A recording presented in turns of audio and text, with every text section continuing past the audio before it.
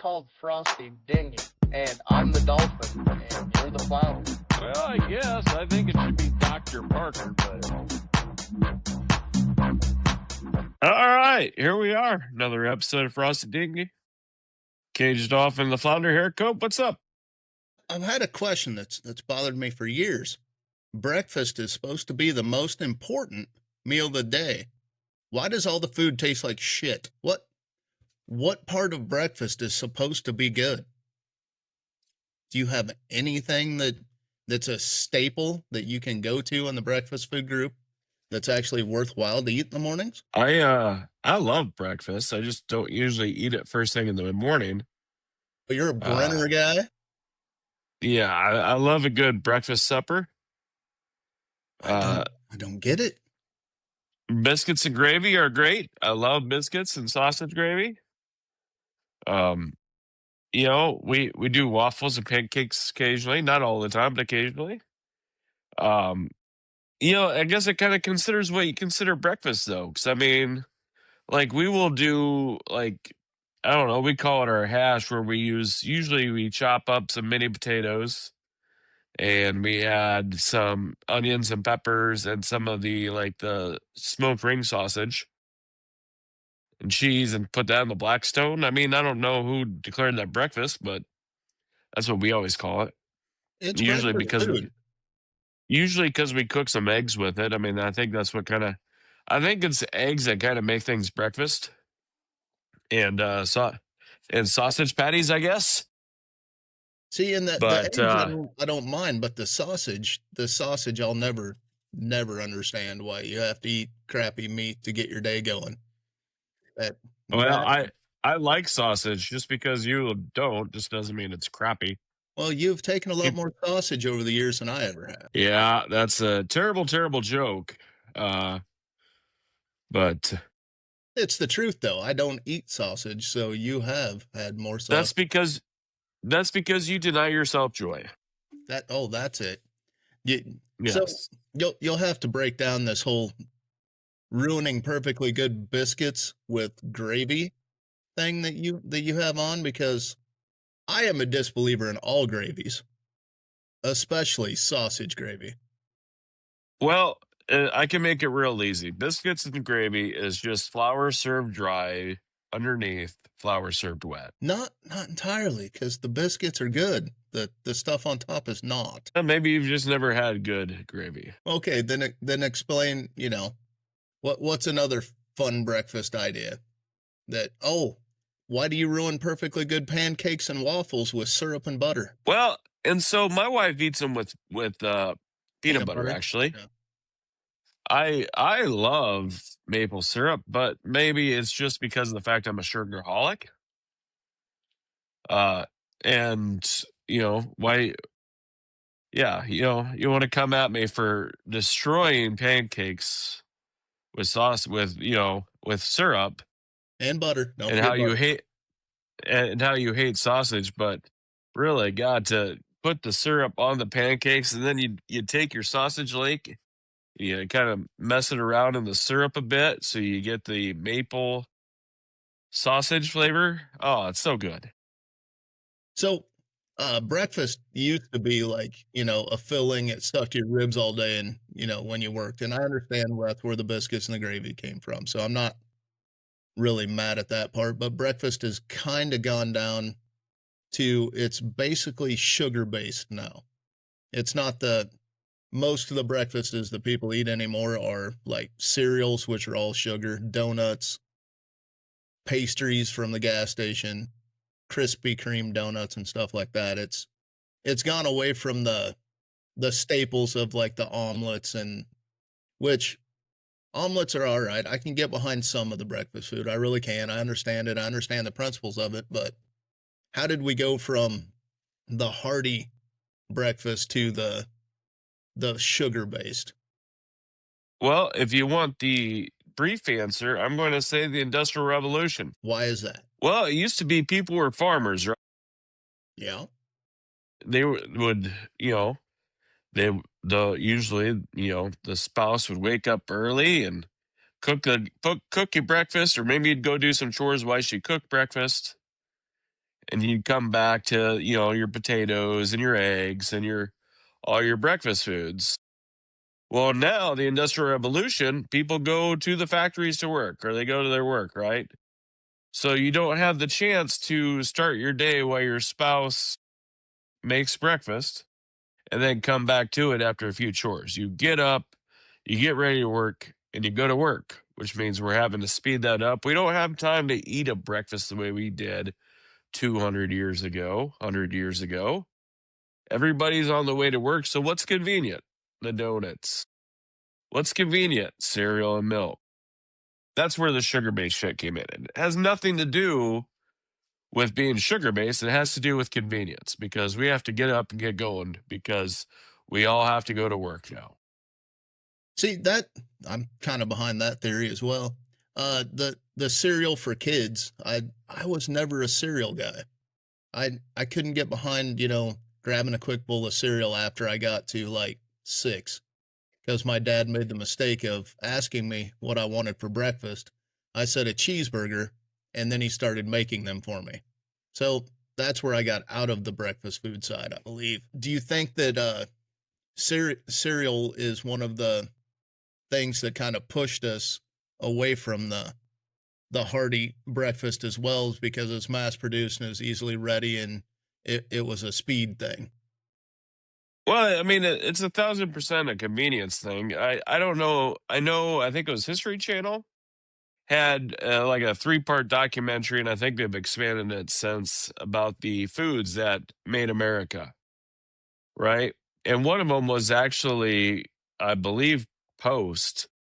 He was like a General doctor. Mills and Post. Well, I think this one was Post, and I think he was a doctor in like a fucking like a like a mental health clinic thing, and he was looking for a food that would be healthy but easy for people, easy and quick for people to eat. And he came up with the cornflake, I believe it was, or maybe it was the grape nut, whatever. I mean, I'd have to go back and watch it again and remember the So whole it's a story. grape nut. But Kellogg's came up with the cornflakes. well, and like I said, I can't remember whose story I'm telling here, but that's that, and that's the thing. I mean, it started off healthy, cornflakes, grape nuts, shit like that. And then it got marketed to kids because people didn't have time to make the breakfast anymore. So what's the thing the kids like the most? Fucking sugar, right? Let's Sugar be and honest toys. about it. They want something that tastes sweet. So now we can make something easy and quick, and kids will eat it because it tastes, to their liking. So I get that. When I was a kid, we used to sit there and stare at the back of the cereal boxes and play the games and look for the toys, and always wanted the coolest cereal out there. But I think they've even pushed that into like cereal bars and stuff now, haven't they? To where they put it to where you can just grab something and walk out the door with it in your hand, like the Kellogg's cereal bars and shit like that. yeah, I don't really dig those. I've tried them. Their milk based glue that they use to hold the cereal bar is weird. Uh, I don't like those. I mean, I like a good granola bar. Those are good.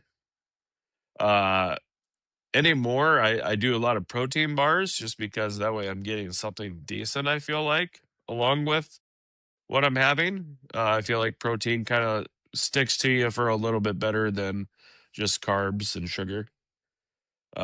So like, yeah, myself, usually I don't eat here at the house before I get to work.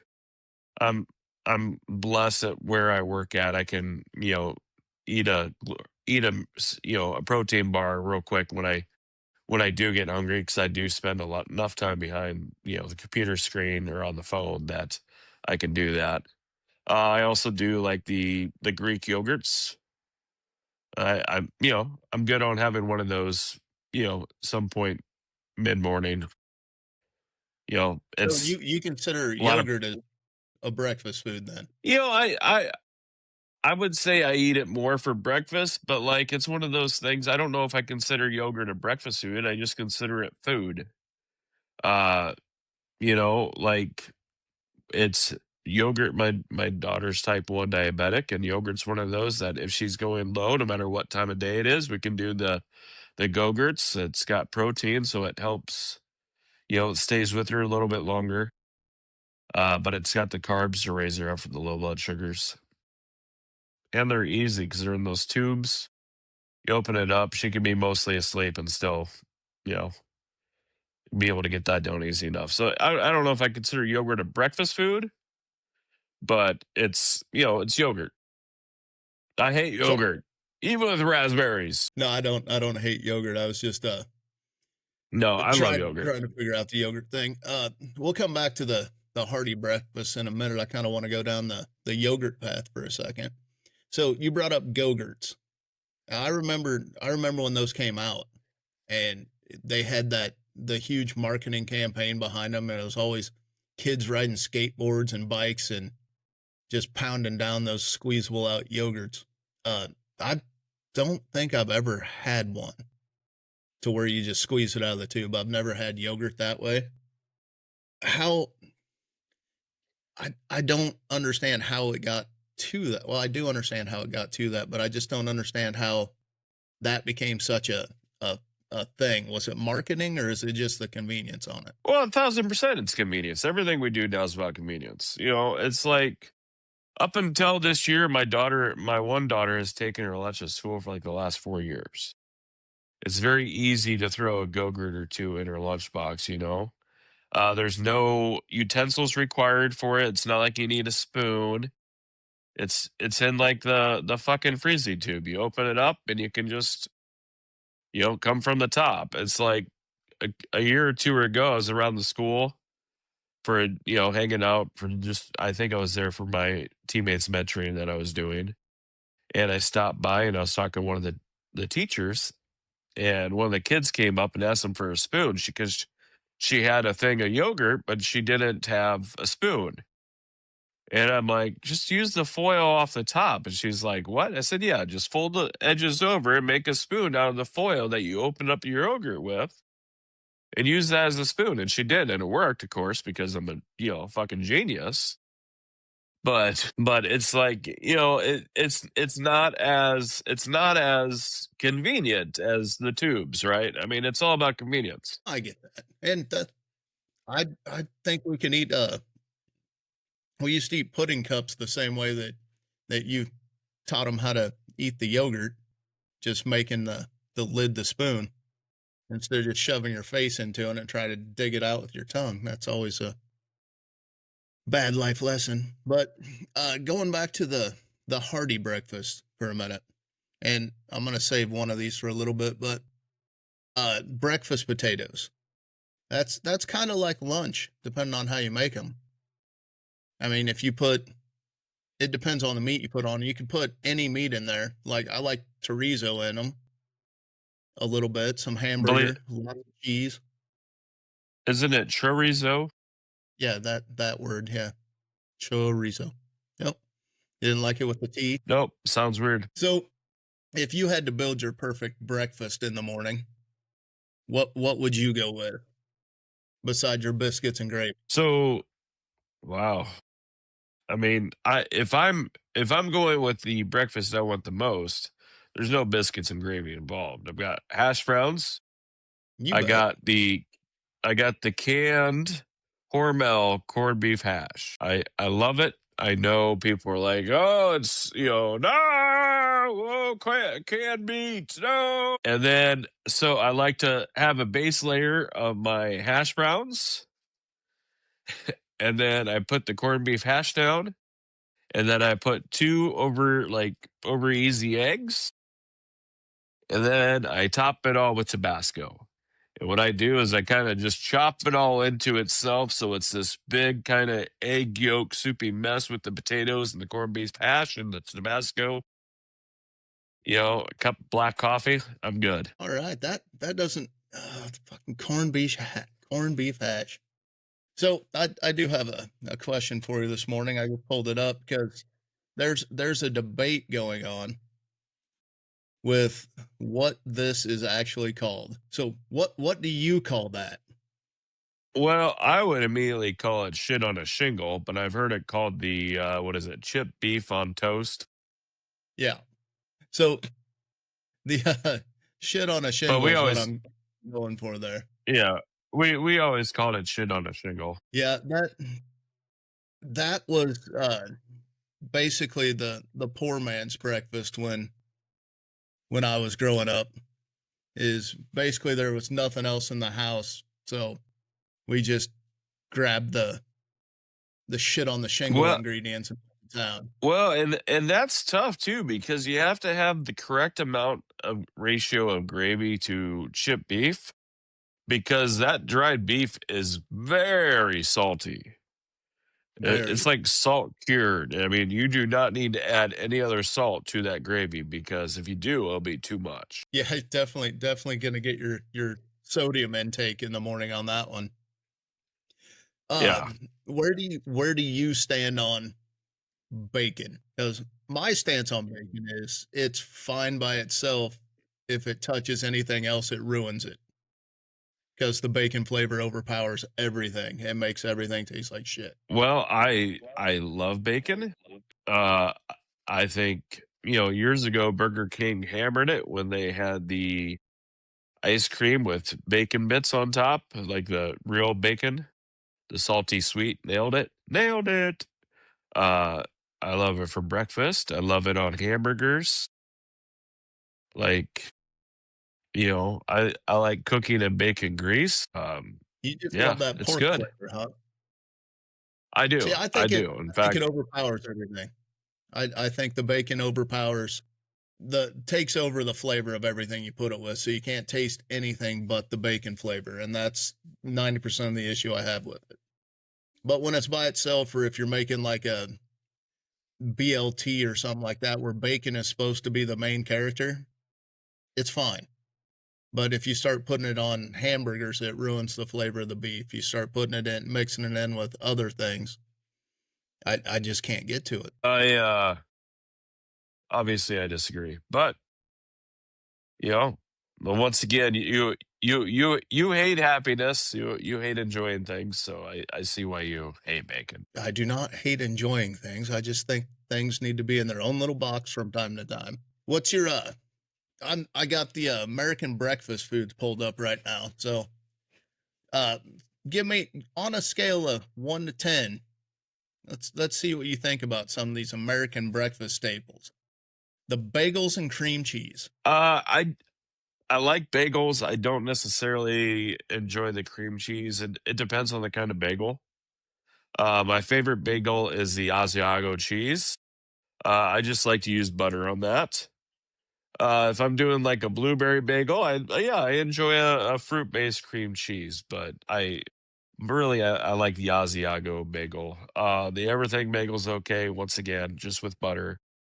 If it's like a fruit bagel, yeah, I like the cream cheese. If it's a umami style bagel, I guess you could call it, I prefer butter. So you're not into the onion bagel with a little bit of cream cheese on it? I I don't like it with cream cheese. I think it's weird with cream cheese.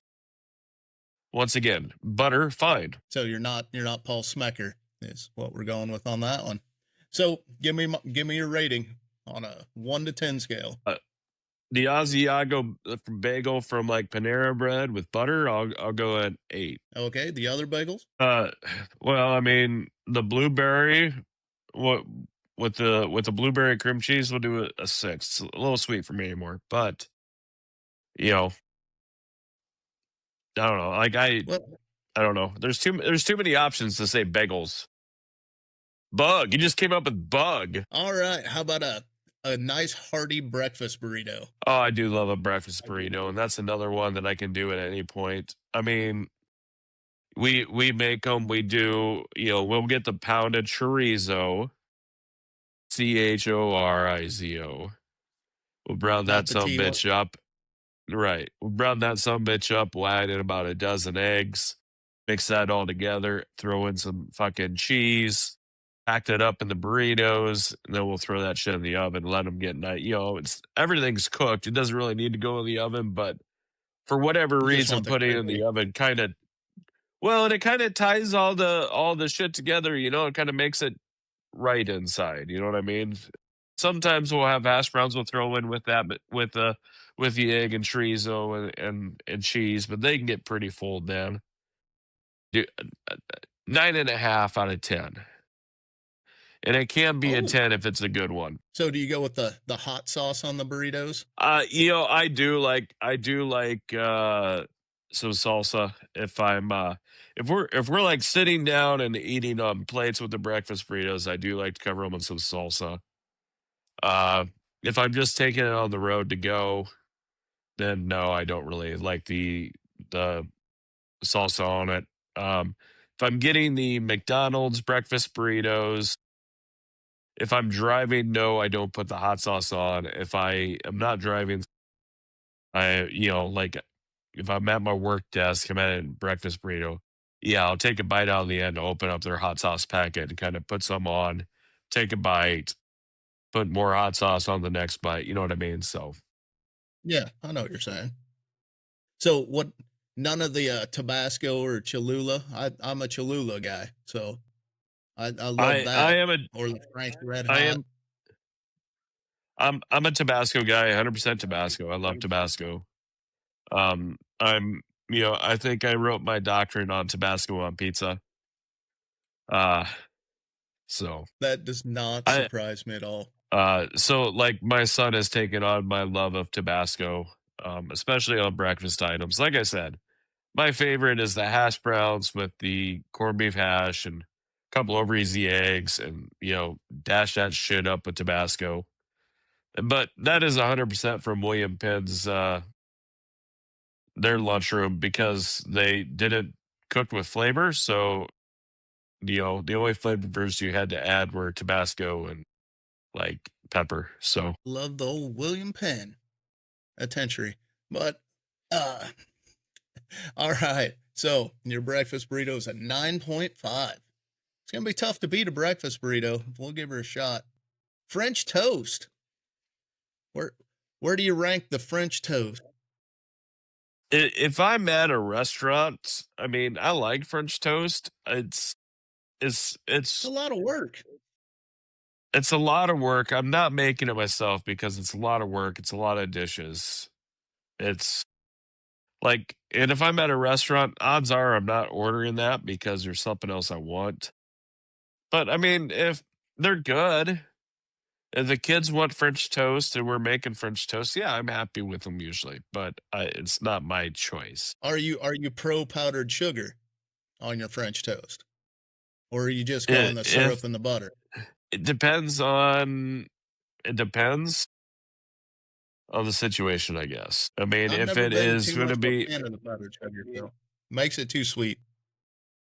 if it's going to be like a fruit based topping, if you're going to do like some diced strawberries, and then yes, or some bananas, then yeah, it's good because it kind of adds that little bit. If you're doing syrup, yeah, no, I don't need powdered sugar and syrup together. So you're probably looking about a 7 on your scale then, huh? Yeah, I mean it's fine. I don't hate it.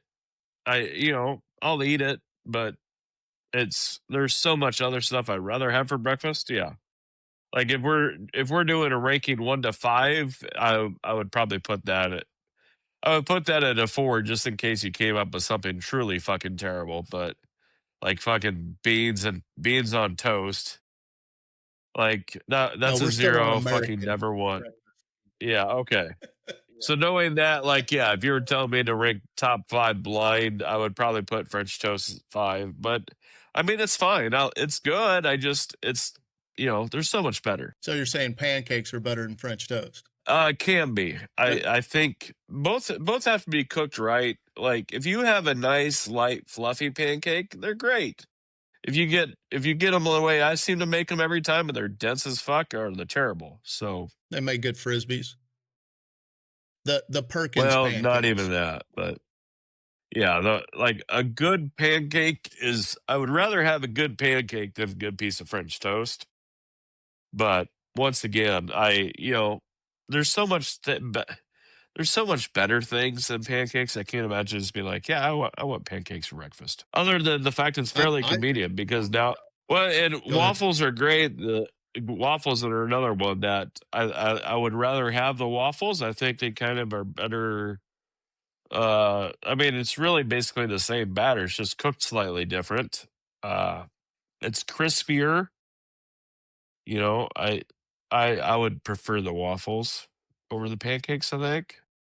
And definitely above the French toast. Are you the fill in each individual square with syrup guy, or do you just cover the whole thing? No, I fill every square and then I eat it by the square. And like so I'll have my circular waffle and then I square off each end so it's a rectangle and then I take off a line throughout. That does not surprise me in the least. I figured that's exactly how you eat those. So the waffles outrank the pancakes, and the pancakes outrank the French toast. So what else do we got on the old? Oh, how do you prefer your eggs? Do you like the scrambled, the over easy, over hards? Here's the thing, if you're eating eggs just by themselves, like you have nothing else to eat them with, there's two ways to eat them. If all you're doing is doing eggs, there's either hard boiled or there's scrambled, right? Like in my opinion, that's the only two way to eat just eggs. Uh, if I'm eating them with toast, I absolutely want them over easy. If I'm eating them with hash browns, I mean, the yolk is required if there's other foods to soak up the yolks because the yolk is such a good flavor. You need to have the soft yolk. But if you're just like, hey, you have to have one egg right here, I'm I'm probably just taking it hard boiled. Yeah, I'm firmly against the yolk touching anything else too. I'll actually eat around the yolk and just leave it, eat all the white around it, unless it's cooked, and then I'll eat the whole thing. But that goes along the lines of gravy too. I don't think gravy should be on pretty much anything. That could be just my growing up stage because like I remember when I was a kid going to like my grandparents for breakfast and it was always over easy eggs and you like yeah, you'd eat the rest of the egg white around it and then you'd take your toast and you'd break open that yolk and eat that yolk with your toast and it's joy. See, I grew up in the same era. I just never got into like all my family ate the toast and the egg yolk and stuff like that. I just was not my thing. That's why if I made an egg sandwich, bust the yolk up, stir it in, it's great. It was fine. But I just don't like the yolk getting into my other food. Just can't do it. So there is kind of a thought that I had behind this going through some of the American foods because I pulled up some of our viewing countries' foods to see what you think about and how they compare to that. So I pulled up the British cuisine to start with. And for the most part, it looks similar. You got the bacon, you got the fried eggs, the hash browns, scrambled eggs, the poached egg. I mean, we do it over here too, but the poached eggs I haven't ever fallen down that hole. Well, I think it's a lot of work to poach the eggs correctly. It's not something I'm going to do at my house. But I mean, done properly, it's they're good. So one of the first things that they have up on here is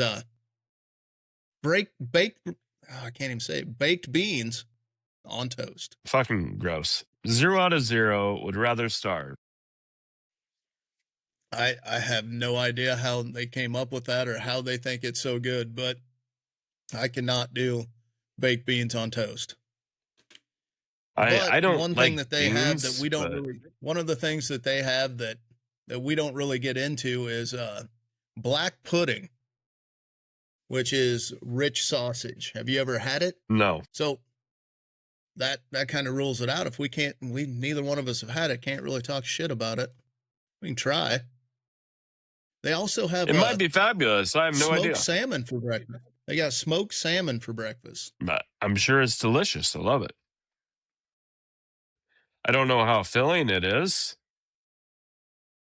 Depends on how big the salmon is, I suppose. And that's one of the glorious things I always liked about fish. I feel like fish can taste good for as a breakfast meat. I think it's good for supper. Fish is good anytime you want to cook it. Yeah, fucking A. That's good.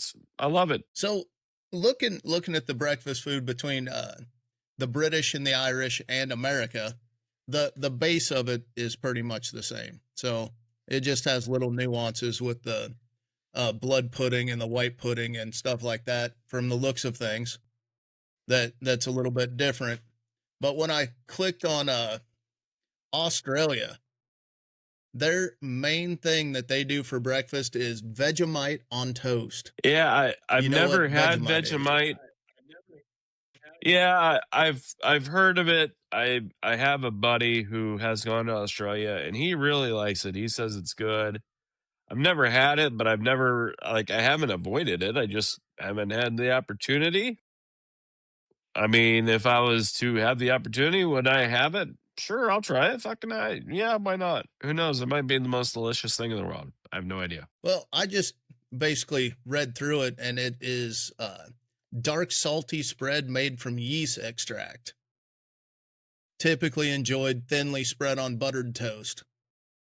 Either people love it or hate the strong flavor. Now, I've never had it. I've heard a lot of people talk about it, and I heard a song where they talk about giving people Vegemite sandwiches, but I have never had it. So anybody in Australia, let us know. Let us know how it is, because I'm interested. So where was one of the other ones that I had in here? We got the Dutch food from the Netherlands. They do a lot of sweetbreads. And this thing looks awesome. I can get that picture to come up for you. I don't think I can, so we'll just do it this way. This thing looks fucking awesome. What do you think of that guy? Yeah, I mean, it looks kind of like a flat muffin. I mean, I enjoy a muffin, which I think is call it a basically like the Dutch. same concept. I It looks mean, that way. yeah, They like make I they I make think a all different blueberry kinds of muffin it. is delicious. I know they make some apple cinnamon ones that are good. Yeah, I mean, I love muffins. Muffins are great, so I'm sure it's fantastic. This is another one of their breakfast delights. Is that like a eggs Benedict there? We got an egg on top, and that's some ham on like a piece of toast. Looks like it might be like an English muffin base, maybe. I'm not sure. It says Yeah, toast once bread, 2 again, slices. I'm sure it's delicious. I mean, I think it's weird they got a fork with it, but whatever makes you happy. They like being clean over there. I don't know. So the Yeah. Dutch food, I mean, going through the Dutch food look extravagant from what I'm seeing over here. So I would say that's a win for the Dutch. The Swedish breakfast is pretty much cheese and cured meats, bread, porridge, and cereal. So Sounds we're great. spread out all over the place, but I think the base of all the breakfasts are pretty much the same, with the exception of, well, we'll come back to that. With the exception of Mexico. Mexico's breakfasts look like lunch. Like it's the same thing that they serve for basically their lunch meals. I don't know. This one looks pretty fun. Get this one up here for you. I think you would fucking love this one. Where'd my share button go? This looks something right up your alley. Well, you get rid of the refried beans and I'm probably in. Nice egg sitting on top of something, just waiting for the yolk to go everywhere. Yeah, I mean, it's fantastic. They also do enchiladas for breakfast, so that kind of gets me in there. Love it. Yeah, Mexican breakfast looks fucking yummy. Icelandic breakfast, I'm gonna screw up how to pronounce this, but it's like SKYR, skyr. I think that's it. Skyer. It's a thick, creamy yogurt-like dairy product that's high in protein, low in fat. It's often served with fresh berries, granola, honey. Makes a nutritious breakfast choice. So it's basically like thicker American yogurt. It's what it sounds like. Well, and I mean, if you go through all of these breakfasts, the one thing that's the obvious connection to all of these is the convenience of them, right? Your your cured meats, they're basically already cooked. You just you might want to fry them to get that that sizzle on them, but they're basically they're done. They're cured meats. You got eggs, which are quick to cook. You got, we've discussed the hardest thing is the pancakes. That's the hardest part. So breakfast is all about convenience. I think we have totally tore that down. You're not We got you're her you're broke down, huh? you're not frying chicken for breakfast. That's a lot of fucking work. Unless you go with the chickens and waffles. I see. It's I a don't see that as a hell of breakfast a lot though. of work for breakfast, though. I don't see that as a breakfast. You think that's a Brenner? Yeah. So, so when we left the old alley back in the day, we had that nice little restaurant across the street that we just ate the all you can eat breakfast in for days, and I can't believe they let our drunk asses in there, and they kind of set up the whole biscuits and gravy buffet and everything for us every day. We need to get back to restaurants that kind of go back to the buffet style for the breakfast, other than like Golden Corral. Yeah, I anymore I mean buffets don't have the same effect on me anymore as they used to. I think part of it is some of it is the clientele.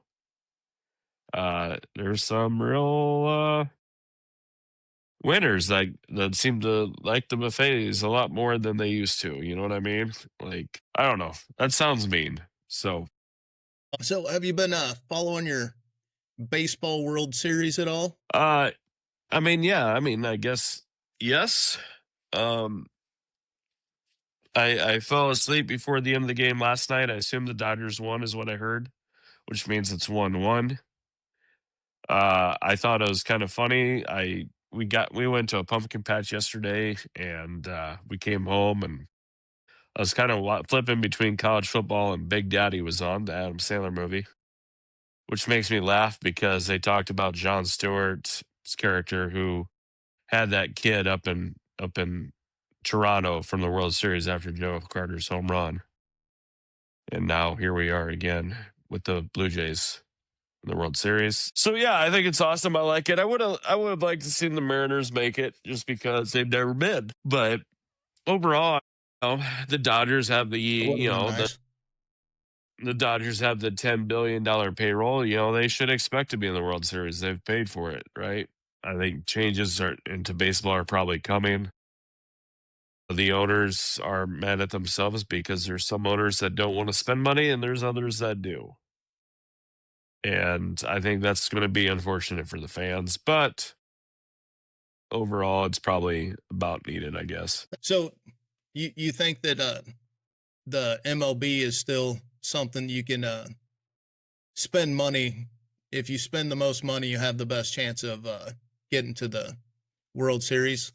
It's kind of shifted back to how it used to be, and the Moneyball things has gone away a little bit to where the low payroll teams don't have the chance like they used to. Well, so here's the thing: this Moneyball thing, I'm going to call bullshit on all of it. I really are. The key to having these good teams when you're a smaller market is getting the guys on the deals before they are able to go into free agency. Because once you have these good players that can hit free agency, the smaller markets just can't afford them anymore. Right? So that was the whole Moneyball deal was, hey, honestly, we are going to keep these guys as cheap as possible as long as we can. And once they get to the point where we have to pay them, this whole Moneyball fucking theory bullshit, it's all about hitting on your young players. That's what it really is. Okay, so in Major League Baseball, you have your your first 3 years, unless you're a Super 2, you're completely under team control. There's nothing you can do. You just basically have to accept whatever money they want to give you. And then you get 2 years where you are arbitration eligible, where it's, you can either accept what the team is offering you. You can ask for more, but if the team doesn't want to pay you that, it goes to like a baseball court to determine how much money you get to pay. It gets paid. And it's not players on this court, it's the other ownerships. So of course the players never win on those. So the whole Moneyball theory was kind of bullshit, because all it really was is, hey, we got a bunch of players that are under team control for multiple years that are good. And we can supplement this with some older players that aren't as expensive and keep our payroll down. That was the Moneyball theory. It's all about getting lucky. It's the same thing with the NFL now. Like if you have a quarterback who is good on a rookie deal, you can afford to overpay and miss on all the other positions, because you're not paying $60 million now for your fucking quarterback. A rookie deal quarterback is getting $5 million a year, if that, right? Like that's like the big end, first round pick type. Probably not even that high. So it's, that's why the youth is what's important, and bringing them up. That's the only way you can compete. And if you look at the Moneyball, like the movie, they don't ever talk about it because they just want to talk about how big of a fucking genius that Billy Bean is in that fucking movie.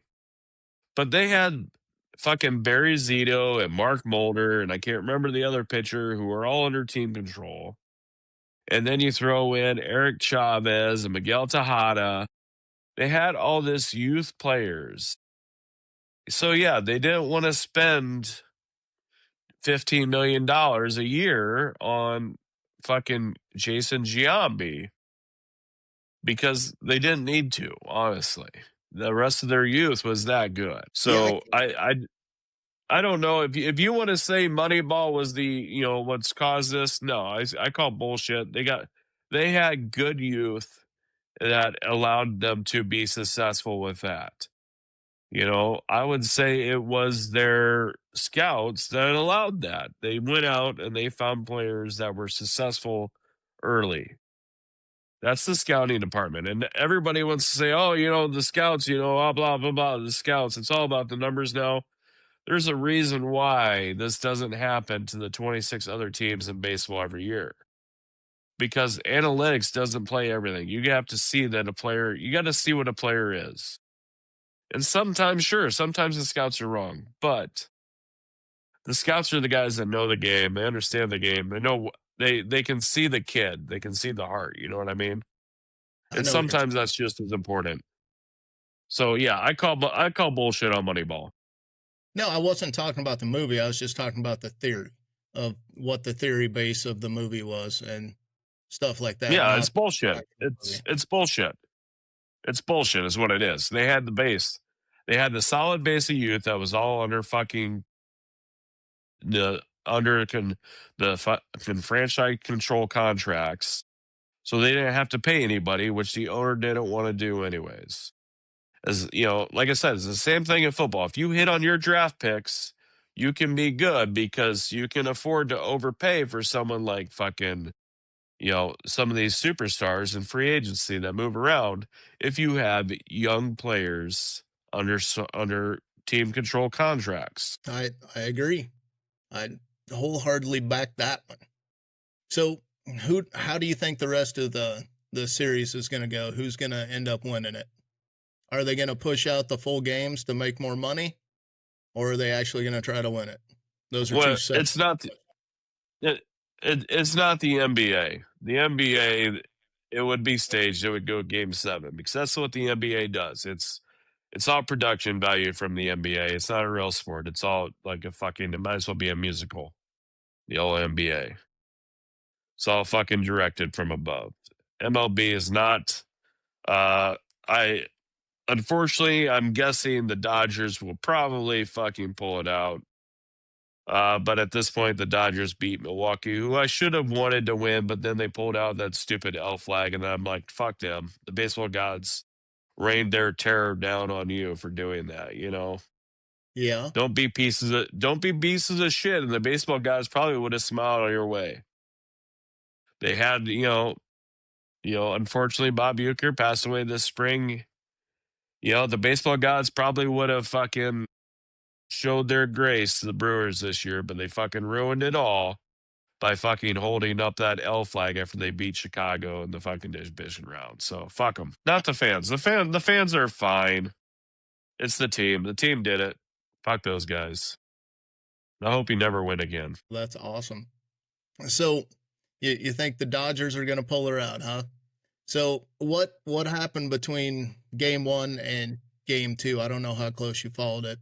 And how did they keep the 11 runs the Blue Jays put in the first game in check to get the win on the second one? What's the difference? What did they change? Baseball, it's all about confidence. It's all about fucking streaks. It's all about how you're feeling, right? If you got a pitcher that starts to get hit, his confidence goes down, you get down, your pitchers aren't working the way they need to. It's all about mindset in baseball. If you're fucking loosey-goosey, aloof, I guess aloof is the way to say it. If you're aloof, yeah, you're probably going to get fucking hammered. If you're really dialed in and you're seeing things well, you're probably going to be hitting the shit out of the ball or pitching it well. It's all about fucking mental with baseball. It really is. If you start to doubt yourself, you're screwed. So who's the big Dodgers player that got signed for all the money? Is that Shohei? Yeah. So there was an article that came out saying that deal, as large as it was, that they already recouped all of the money they spent on him in like branding deals and ticket sales and all that to make up. They've already recouped all their money from that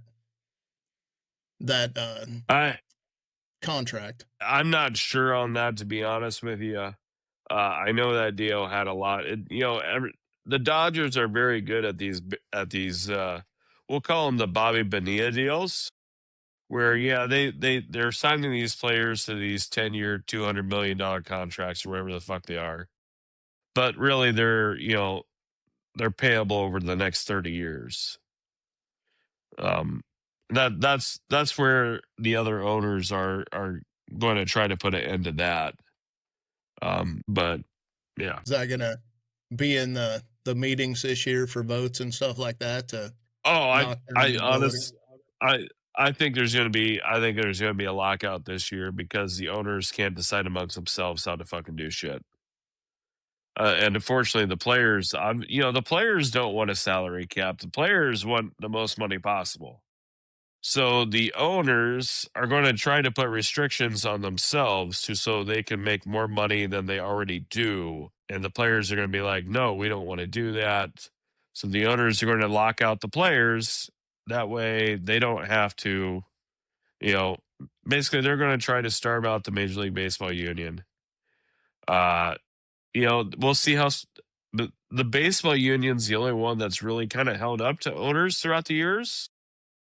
So I guess we'll see how this ends up, to be honest. Baseball players make a shit ton of money. It's all guaranteed right now. What are you going to give me?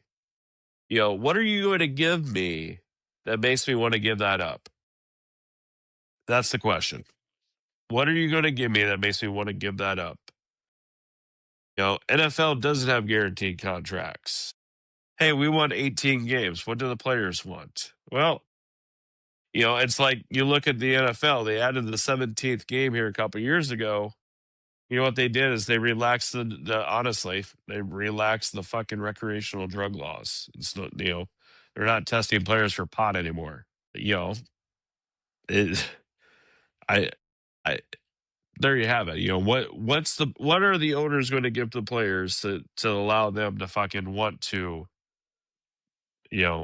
restrict how much money they can make? Basically, they got to figure out what trade-offs they can make to get everybody what they want by the end of it, huh? Yeah, because I mean, if your boss comes to you and says, "Hey, we're going to pay you less, or you're not going to work," well, fuck you. What are you going to give me to not make as much money? You know what I mean? Yep. Like, this is what I want to do. I want to work here. What are you going to give me to make up for the lack of pay that you want to give me? And if you don't, I'm not going to work as hard as you think I need to be. Right. Well, and that's just it. Like, honestly, that's how it is. Yeah, it'll be interesting to see what they come up with on that one. So you think it's the World Series is only going to go the 5 games instead of the 7, and the old Dodgers are going to pull her out, huh? I don't know. I don't know if it's gonna. I don't see the Dodgers winning the next 3 at home. I think Toronto will take one. I think it'll get back to Toronto. I bet it goes Game 6. I bet the Dodgers end up winning Game 6 In Toronto. Yeah, in Toronto. That'll be interesting. I don't has there been a game decided in Toronto before, a series? I don't remember the last time Yeah, the Blue Jays were there, to be honest. 93. 3. Well, no wonder I Joe don't Carter. remember it. Joe Carter hit the home run off Mitch Williams. I don't remember that game at all. I do remember the Expos though. See, about the only thing from Canada that I actually remembered was when we had the Expos. That was forever ago, wasn't it? It's been a long time at this point. Yeah. So what? I can't remember what you said a little bit ago. Analytics. You were talking about analytics, and do you really think that they should be using the analytic scale as much as they're using it in the NFL right now? I know they use it a little bit in baseball, but they don't use it as much in baseball as they do football, I don't believe. No, I'll disagree with you there. I think baseball has become entirely way too much analytics. You've got these general managers that believe only in analytics. That's why you have so many player managers now that have never, they haven't worked their way up. I heard that whoever just about gave their manager job to Albert Pujols, which is great. I'm not saying Albert Pujols wouldn't be a great manager, but it used to be, managers decided who pitched, and how much. And now that's all coming from the front office. That's all coming from the general managers. They will tell their managers, "Hey, this guy's not available tonight." To me, the general managers are they think too much of them fucking selves, and they think too much of their fucking analytical numbers. If we look at the NFL analytics, I think then you're looking more about when you play your 2-point conversions, how you take your timeouts, those analytics. I don't think it plays as much to players the way baseball does it.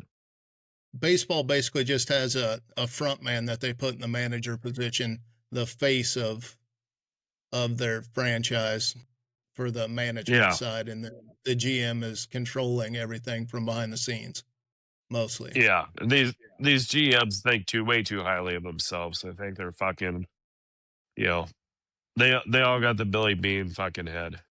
They think they're the ones putting this amazing shit together when really they're, most of them were fucking, might as well have been you and me. So, like the legendary managers that made the tough calls back in the day on like squeeze bunts and sacrifices and when to put the steel on in big games and stuff like that are basically dying, is what you're saying, that it's all going to be based off of sheer analytics in the future. Well, those team styles are dying because the GMs don't want that. You look at the stolen base people these years anymore, it doesn't fucking happen. You look at bunting, it doesn't fucking happen. Teams aren't built that way. Teams are built for the home run because that's the only thing the fans really want to see is home runs, right? I mean, that's small what people. balls falling off. Yeah, I mean, it's like I remember. So going back to the Dodgers, the late '80s, I think it was Billy Butler was like the center fielder. He fucking hit left-handed, and he was a slap hitter. Fucking annoying little fucking slap hitter, punching Judy motherfucker, who would do nothing but slap the ball, around between the third baseman and the shortstop, and he was fucking good at it. Don't get me wrong, he was fucking good. And he would bunt for base hits and shit like that. And that's just not baseball today. That's because of these fucking general managers that want to just live on the home run because they don't really know how to put a team together. It's all about fucking your slugging plus fucking on base percentage and shit like that. So it kind of comes back to the new style of fans though too. They can't understand the game that's being played in the small ball, and if there's not any excitement, the viewership was falling off. So didn't they kind of have to redesign the gameplay to actually keep themselves relevant and keep the fans coming? Yes, but no. It's like, NFL goes through changes too, right? Cool thing about the NFL is it catches up to itself. Remember when Miami debuted the Wildcat the first time and everybody was like, oh my God, it's going to take over football, right? Fucking run Lost and its shoot motivation. offense. Yeah, the run and shoot offense that was so fucking prevalent in the late 80s, the Falcons and them, where, they have 4 wide receivers and they're, they it spread everybody out. And then so, back then you had all these 240, 250 pound linebackers. Now they're spread out in coverage, and yeah, the teams couldn't compete. So now what has happened? We got more safeties, we got more cornerbacks, we got more speed. Our linebackers are lighter, that way they can run and cover. What happens? Saquon goes off for fucking 2,000 yards last year, right? Because the fucking Eagles were like, you know what we're going to do? We're going to fucking bulk up our offensive line, and we're going to become run based. And they won a Super Bowl for it. So what's happening? People are like, oh shit, we need to fucking bulk up our defensive line. We need to fucking bulk up our linebackers. And you play with more safeties and bigger linebackers. Football is an evolving game. Baseball is, I love baseball, don't get me wrong, but it's archaic in its thinking. It's a group think. It's a group think with baseball. Oh, home runs, that's what we got to do. We got to get our on base plus for fucking, slugging percentage people, and we need low whips. You know what matters? Fucking throwing strikes, getting people out. That's how you win. So I'm firmly against this, and I don't know how you feel about it, but the new pitching rules with the pitch clock. I think it's fucking dumb. What the fuck were they thinking when they did that? So and they give the batters can screw with the pitchers and get balks and shit now, free bases. So once again, I think part of this is the fact that they didn't do anything when you have the players that want to stand in the batter's box, and between every pitch they want to unravel both of their fucking batting gloves and fucking fucking bullshit their little fucking routines I think they need to do in between every fucking pitch. Baseball didn't do anything from the start, so of course they go fucking extreme with it. Oh, you have 20 seconds to be ready. Then they get mad because pitchers are doing pickoff moves, trying to hold runners close. Well, you only get fucking 2 attempts, and if you go a third attempt and you don't get them out, then the runner gets the base. This is the shit that, to me, takes guys from me and makes it fucking say, this is fucking dumb. It's part of the fucking game. Once again, baseball has a habit of hurting itself. If it let fucking the game be, it's a great game. Fucking making stupid rules is fucking what's hurting it. I wholeheartedly believe the changes that they're making went the wrong direction for baseball. There were changes out there that you could make. Like, you could cut down the amount of time a batter has before he gets into a box and not affect the pitchers. Seriously, you're screwing with the game when you're trying to not let pitchers hold runners on. I get it. I understand it got a bit excessive when you're throwing over 4 or 5 times, but it was definitely a snap react that went way too far. Well, that's because, honestly, I don't think baseball ownership is very good. It's a lot of corporations that own bullshit. It's not baseball people owned. You know what I mean? That's the Yeah, when glorious did thing they about the when did NFL they is beside when did they start letting multiple people buy into franchises like that and have partial ownership? When did that happen? they always have. There's always been minority ownerships. In the NFL, it's really become prevalent because, like, you have a team like the Raiders with, was Al Davis and now it's Mark Davis, who all of his money comes from the NFL, right? That's how he has his money. Same thing with the guy in Cincinnati. They don't, Paul Brown. They don't have, it's like the Browns owner owns like fucking Pilot gas stations or Flying J or some bullshit, right? He's got a lot of money coming from other places. He'd be a billionaire without the NFL. Mark Davis, the guy from Cincinnati, they're not that. Their money is purely from NFL money. So they don't have the money for these guaranteed contracts the way that the other billionaires do. So what they have to do is they'll sell off 10% of their team when a team's worth $5 billion.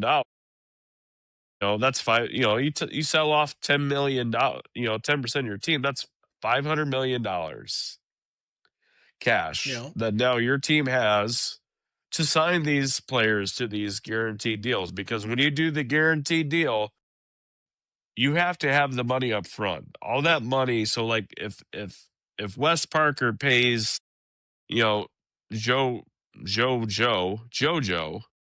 a 5-year $50 million deal and 40 million of that is guaranteed, you would think that's 10 million a year, right? But that whole $40 No, pretty million much. that's guaranteed, that whole $40 million that's guaranteed, it has to go into a trust fund. That way that money is absolutely there no matter what. If Wes Parker goes and dies 2 days after that deal is there, that money has to be in the bank so that player gets that money. So these guys that are just rich from NFL money, they don't have that money laying around to make those kind of guaranteed deals.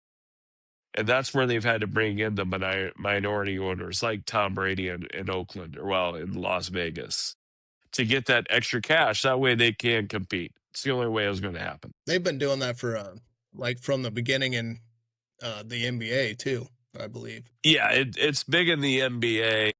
There's a lot of minority ownership in the NBA. A lot of, I'm not 100% sure. I think Myles Garrett or Joe Hayden's like a partial, minority owner in the Cavs.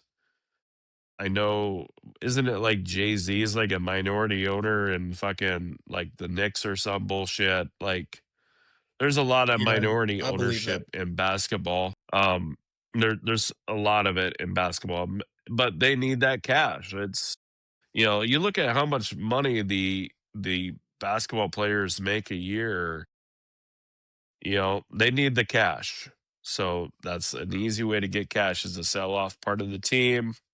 And it's one of those things they actually did in Ted Lasso. They talked about, should they qualified for season 3? They qualified for the Champions League, and Higgins like you could sell off part of your a minority a minority stake in the club, and she's like, how much is the club worth? And he's like, oh, $2 billion.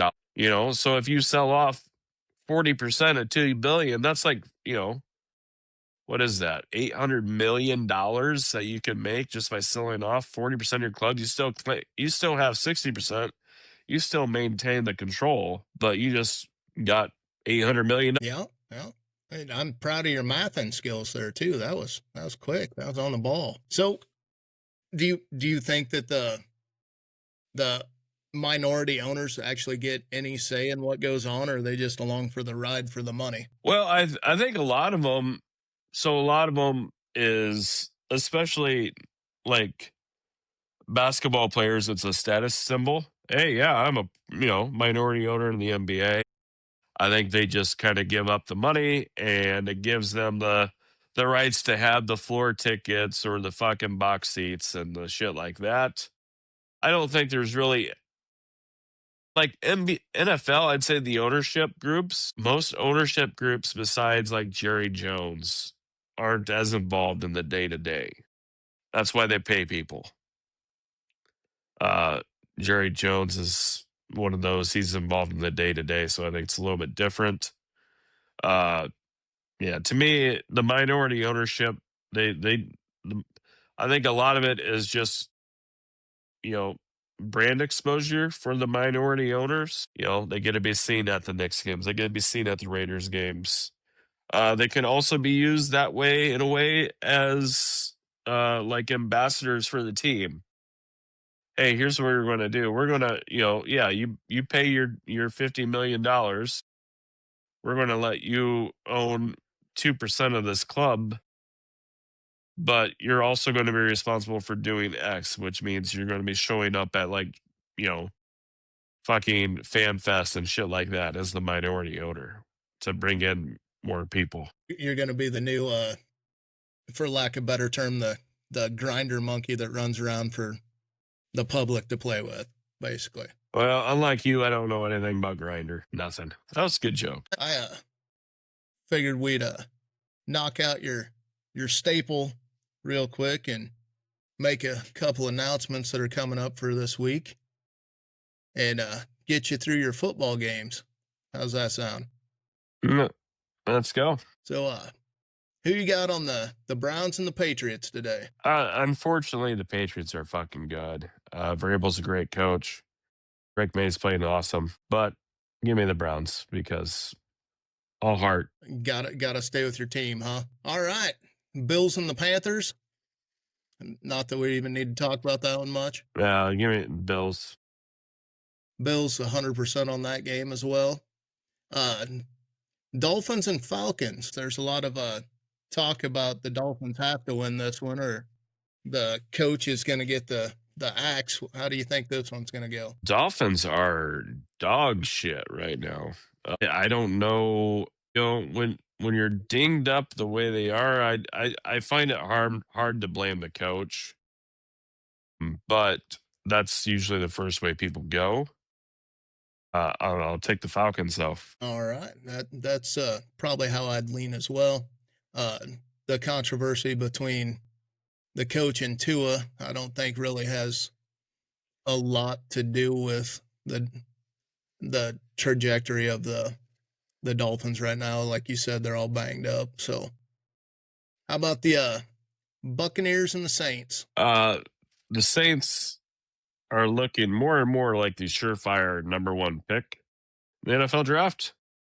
So I will take the Guma and take the Bucks. Oh, you're riding the Baker. Gotta ride the Baker. Cowboys and the Broncos. Cowboys might have the best offense in the NFL right now. I'm hearing rumors that they're trying to get Max Crosby away from the Raiders, which would be a huge win for them. That would be interesting. I'm going to go Cowboys. I mean, not only does that please me because I hate the Broncos, but I think Dak is playing some really good ball right now. The offense is fucking good. You don't hear Dak playing real good ball come out of people's mouths much anymore. So I hope for your sake that you're right on that one. But in my pick'em league, I took the Broncos over the Cowboys. But I can see where you're coming from on it. You got Indiana Jones versus the Titans, the old Colts Titans. Yeah, I mean that's you. If I was a betting man, I don't know what line I'd have to see and make me want to choose the Titans. But I'm going to take the Colts regardless. Got the Colts. All right. Now this next game could be a historic feat in the NFL. I don't think there's any other quarterback that would have been able to do it. But we got the Steelers and the Packers, and if Rodgers wins, he will have defeated every single team in the NFL. He would have had a win against every team. Yeah, that's pretty awesome. Actually, it's not too often to see these quarterbacks get the opportunity to move on the way he has. I assume Brett Favre has done that also, but I could be wrong. But fuck, the Steelers somehow always have a record that is better than what their team is, which makes it really hard to choose against them. But the Packers are also very good. And so I'm going to go Packers. I am hoping that the Steelers win, because I think for him to get that 30-second win and have one over every single team, it'd only be fitting that it would have been the team that he spent his career at. So I definitely want to see Rodgers win this one. I will get on the Ramirez train and ride the Steelers. So we got the tomorrow night, the Commanders and the Chiefs. That one should be a tough game, in my opinion. I got the Chiefs winning it, but I think there could be some trouble there. I believe I heard the Commanders quarterback is still going to be out. McLaurin and Debo are supposed to be back, but I don't think you win without Daniels. So yeah, I think, in my opinion, that's an easy win for the Chiefs. The Chiefs by a landslide in that one. Yeah. All right. Well, that'll wrap up the NFL section. And one more thing. We gotta throw it out there for your fans that keep blowing up the TikTok. If the Patriots get a big lead, I know your TikTok fans really want to know if you think this is going to be the time that they're going to put Shedeur in at quarterback and give him a shot. And is he going to get his day in the sun if the Patriots get a little bit of a lead going on? Well, I know Shedeur was on the injury report. I think it was yesterday, which means there's a potential chance that they just call up Bailey Zappi even this week to be the backup, especially if there is any kind of lingering injury. I don't know if you would even risk it in a game like this. Here's the thing, like, Dylan Gabriel hasn't played bad. He hasn't been spectacular. He hasn't played bad. He hasn't turned the ball over. Is he missing the big plays? Yes, but he's not making the negative plays. I don't know if, as a Browns fan, I don't know if I would want the team to risk his mentality. I don't want him thinking he's being second guessed on every play he does right now. You know what I mean? So I hope the answer is no. If it's yes, it's because he's had a really bad game and they think, so the funny thing is there's sometimes you pull a quarterback to protect their mentality, and sometimes you leave them in to protect their mentality, right? If he's having a terrible game and it's going out of hand, yeah, maybe you do pull him. That way you can just recenter him and say, hey, listen, today's not your day. We don't want things to get any worse in your head than they already are, and we're going to give Shedeur the shot. But to me, there's no way at this point where no matter what happens, you're not going back to Dylan Gabriel next week. To me, it's Dylan's job until it's not. And one game against the Patriots, who are playing extremely well, is not going to take the job away from him. So you got Shedeur sitting the bench for another game. All right. Well, I'm not saying that's not going to happen, and I'm not saying it is.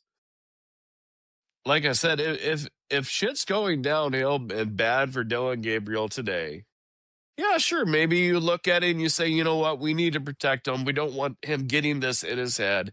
If he has a bad turnover and then another bad turnover, you might just say, man, we don't, because he's been so protective of the ball. He's done a nice job protecting the ball, not turning it over. We've gone 3 straight games with no turnovers. It's amazing. We haven't done that forever. If he turns the ball over a couple times and he's just looking shaky and he's seeing ghost, yeah, you know what? Maybe it's time to go ahead and pull him out, and just to protect him mentally. That way next week it's not in the back of his head. Yeah, I definitely agree with all of that. I think that you're right. Gabriel needs to lose the job. not just have a little bit of a hiccup and get it taken from him. But your TikTok fans have different stories for you on that one if you haven't been able to tell on the online things. Well, Go ahead. I can tell you, as being a Cleveland Browns fan, as long as I have, the most popular player on the Cleveland Browns has always been the backup quarterback. For whatever reason, there is a large section of the fans that, no matter who it is, don't like whoever we have at starter. And that started very early on between Tim Couch and Kelly Holcomb, right? And it's just gone nothing but that way ever since. So I just, yeah, there's a large amount of people that think Shador should get the opportunity. At the current time, I don't think Dylan has done anything to lose the opportunity. I know Shador had that opening preseason game that he played very well, and then he missed the preseason game against the Eagles, I think it was, because of injury, and then he didn't look very good in the preseason finale. Dylan Gabriel missed the first game that Shador played basically the entire game of. Second game he played against the Eagles, looked good. Third game it looked decent. Like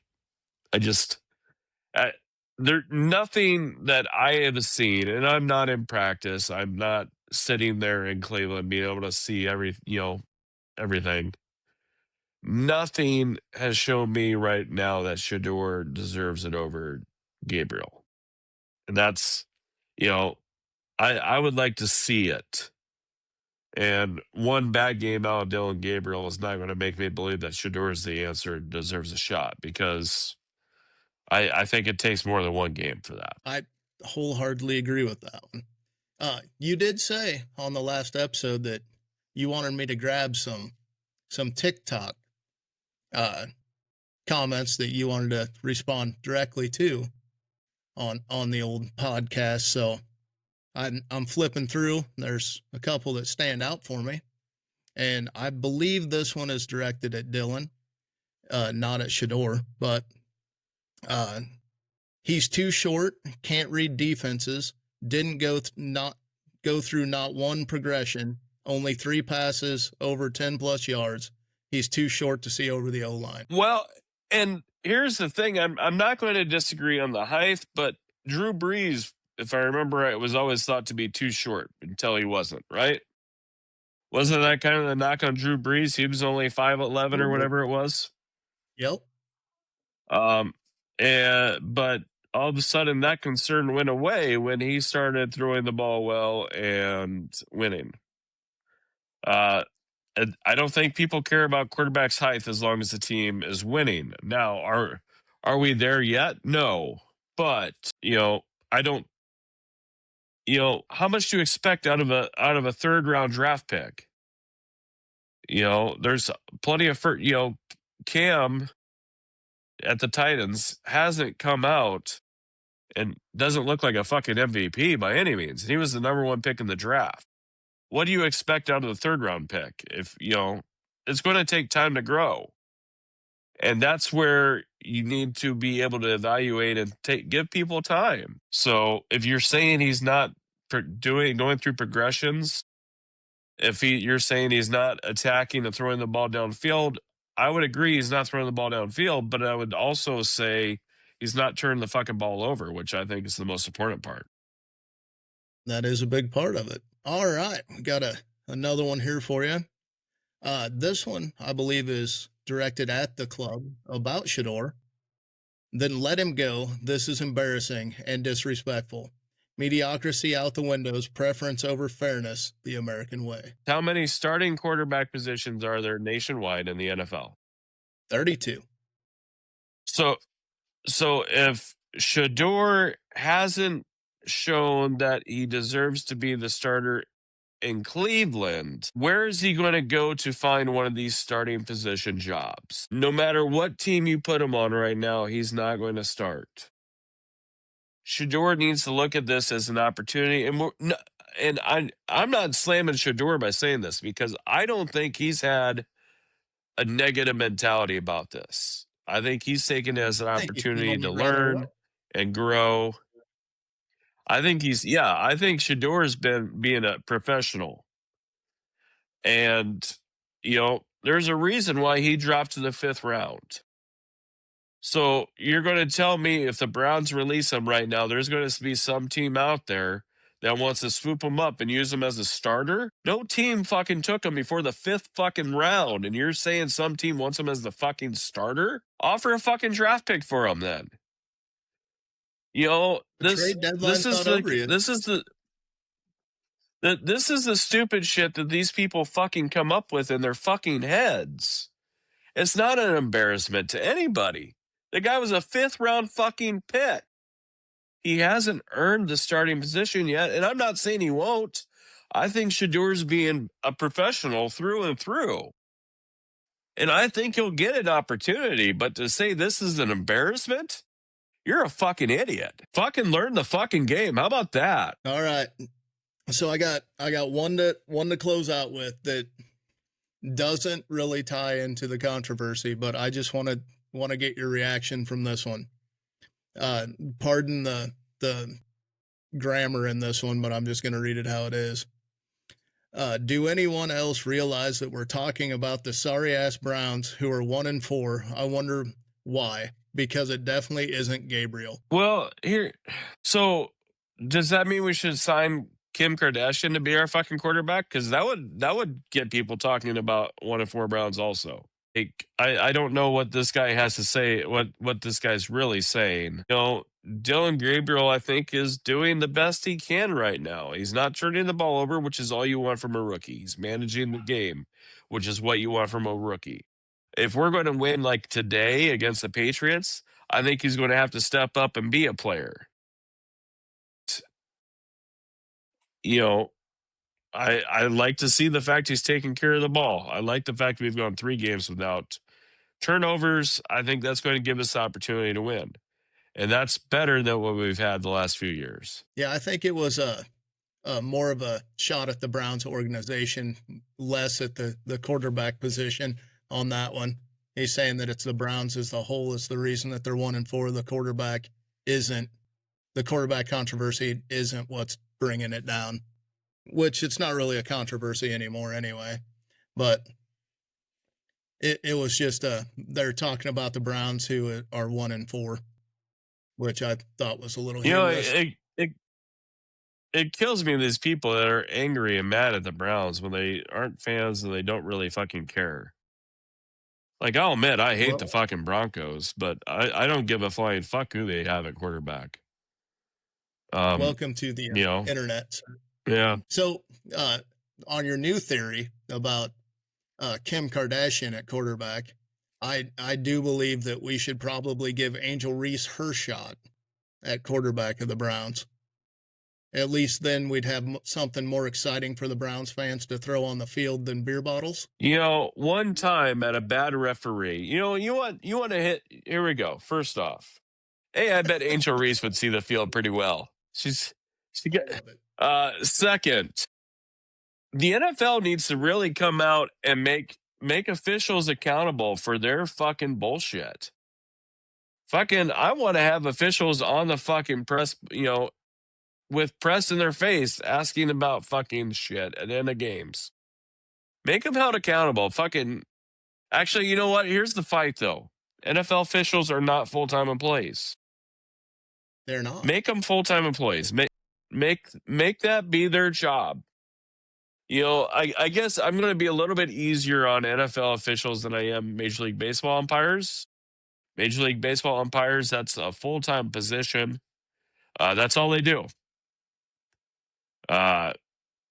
So I guess I'm going to take it a little bit easy on NFL officials.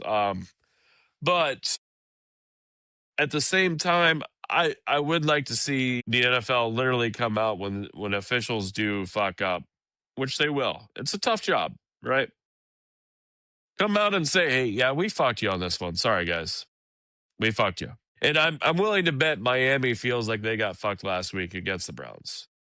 But as a Browns fan, I can tell you we've been fucked by the officials way more times than we have enjoyed it the other way. So I have to bring this up because you were talking about officials. There's a controversy right now with the officials and the last Chiefs game. Do you honestly think that you can't throw a flag against the Chiefs as an official? No, I don't believe that for a second. I think, here's the thing. I can tell you as someone who has like umpired like baseball, if I'm umpiring behind the plate and I have a pitcher that is throwing strike after strike after strike, and there's one that's close, I'm probably calling it a strike because I'm so in the game of calling fucking strikes, boom, strikes, boom, strike, boom, strike. If there's one that's close, I'm probably just naturally going to be like, boom, that's a strike because he's been so consistent throughout that it's just natural to call it.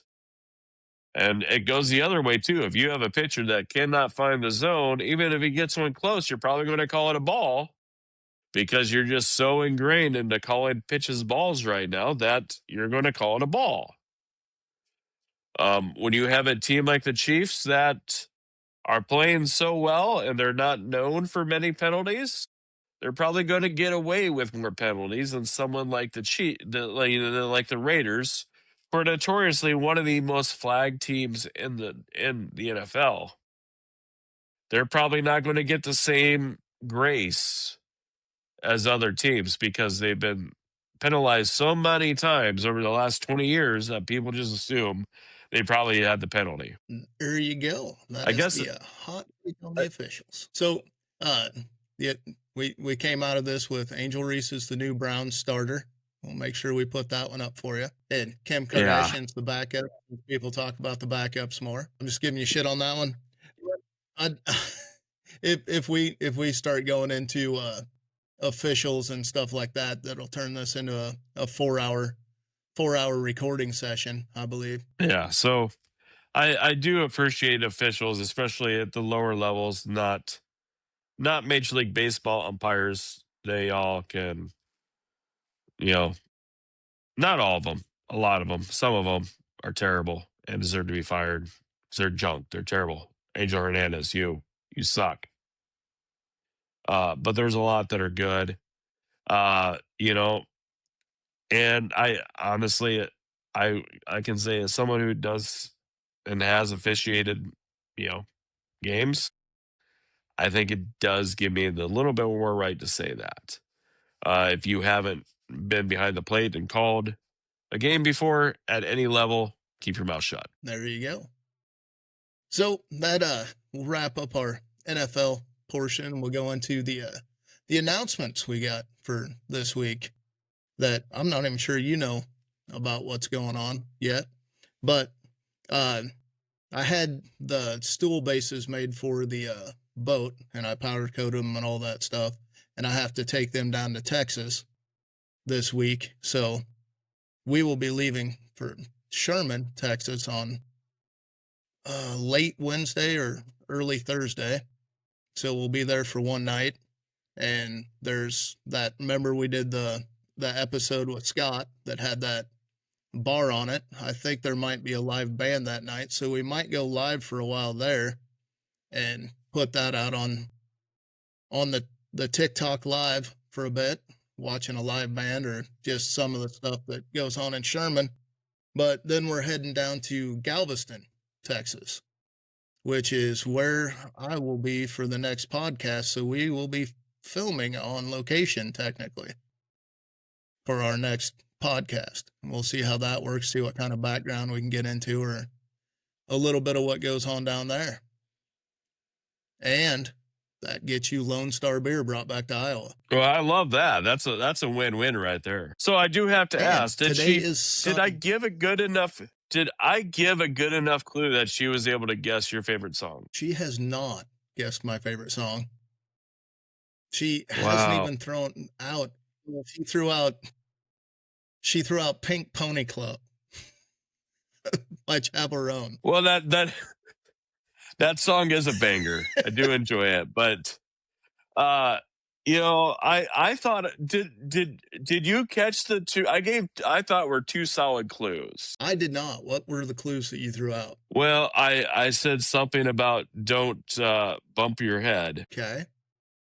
and I don't What was the remember other one? what the other one was, and I don't remember what the other clue was. I am so I don't want to give away what I think it is because I want my Lone Star beer. So I don't want to give that back to her. But No, right you can now give I'm it sending away you a because message. by the time this comes out, the bet's over. Okay, so fair. So I'm saying that your favorite song is Kryptonite. That's funny. The second you go into telling me what the favorite song is, you cut out. Can't even hear you. I love it. Hey, there he is. I just sent you a text message. But you're back now, so that's pointless. Oh, wow. you're I back. was way off. Yeah, so I don't even what'd know you what the think it fuck was? that song is.